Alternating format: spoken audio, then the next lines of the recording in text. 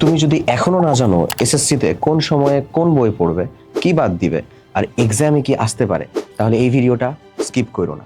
আমি এমন অনেক স্টুডেন্ট দেখেছি যারা অল্প পড়াশোনা করেও A+ পাইছে, আবার অনেক পড়াশোনা করেও পিছিয়ে গেছে। পার্থক্য একটাই, দ্য সিস্টেম। গত কয়েক বছরে এসএসসি প্রশ্নগুলো বিশ্লেষণ করলে একটা জিনিস খুব ভালো মতো বোঝা যায়।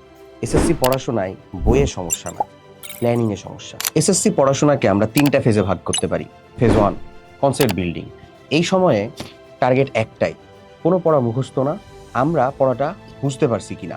এরপরে ফেজ 2, কন্ট্রোলড স্পিড, অর্থাৎ রিভিশন। এই সময়ে তোমার টার্গেট থাকবে এই এক্সাক্ট পড়াটা তুমি এক্সাম হলে ভুলে যাবে কিনা।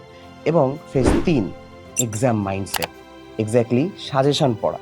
মানে বিষয়টা হচ্ছে যে সাজেশন পড়ার অর্থ আমরা কোশ্চেন লিক করতেছি না, আমরা কোশ্চেনের প্যাটার্নটা লিক করতেছি। বাট যে সকল স্টুডেন্ট সাজেশন আগে পড়ে ফেলে তারাই এক্সাম হলে যে প্যানিক করে। আর সবচেয়ে বড় ভুল কি জানো? এই 3টা বই একসাথে শুরু করা।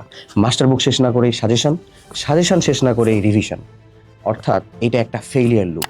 এবং এই সেম জিনিসটা আমরা exact step by step complete করাই দেই আমাদের কমপ্লিট একাডেমিক প্রোগ্রাম। অর্থাৎ কোনটা তুমি আগে পড়বে, কোনটা তুমি বাদ দিবে, এবং কোনটা তুমি সব থেকে বেশি গুরুত্ব দিয়ে পড়বে, একটা টোটাল রোডম্যাপ। এসএসসি পড়াশোনা আসলে কঠিন না, অগোছালো। আর গোছাতে পারলে রেজাল্ট আসবেই।